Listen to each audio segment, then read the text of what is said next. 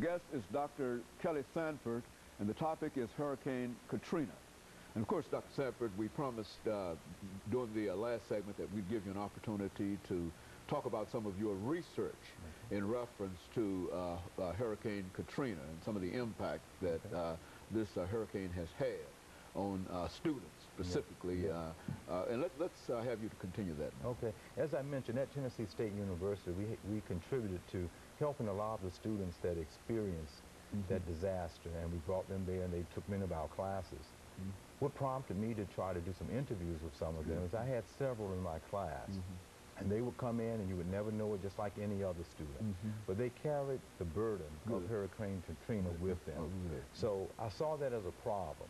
And so I had an opportunity to then interview several of those students that experienced indirectly Hurricane Katrina. Fortunately, they were at an institution of higher learning and may not have been at home at that time, but they survived it. But they were able to share the stories of their families. Also intergenerationally, how not only were their families impacted, but their grandparents, great-parents, and then sometimes great-great-grandparents. So we're talking about 5 generations of family members that were there. And they were able to tell the story of Hurricane Betsy back in 1965, and other disasters that had occurred there with hurricanes over the time, and how it was a very close-knitted type of a family and background and intergenerational for them to survive and to make it over time period.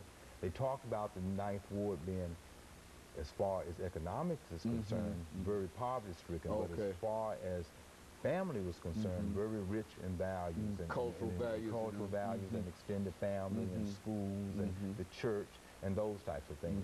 Those were just totally lost. And they were very devastated in my interviewing with them, and many of them would actually come to tears just in reflecting and thinking about what they had lost. And they also talked about how they felt things could have been solved a lot better from our government if they had had an interest in trying to help the people, knowing that this disaster was there. You see, we live in a highly technological society today, and they were able to predict the power of this Hurricane Katrina, you know, prior to it getting there. So they had ample time to have gone in and helped people to evacuate, and they didn't do that. So these students shared in depth how it disrupted their family, how it disrupted them, their family members are living in different places throughout the United States. And in many instances, their brothers and sisters were not able to stay there and to finish their school or to go to their proms. And they just lost their churches and some of the other major institutions that were in that particular area. So as I talked with them, they continued to talk about and to reflect on how they felt that our government failed them, that how FEMA did not do their job. That was a very consistent theme with them, that they did not come in and help. And another theme that I've already mentioned, they continued to say that the engineers had shared with this particular administration that levee needed to be repaired.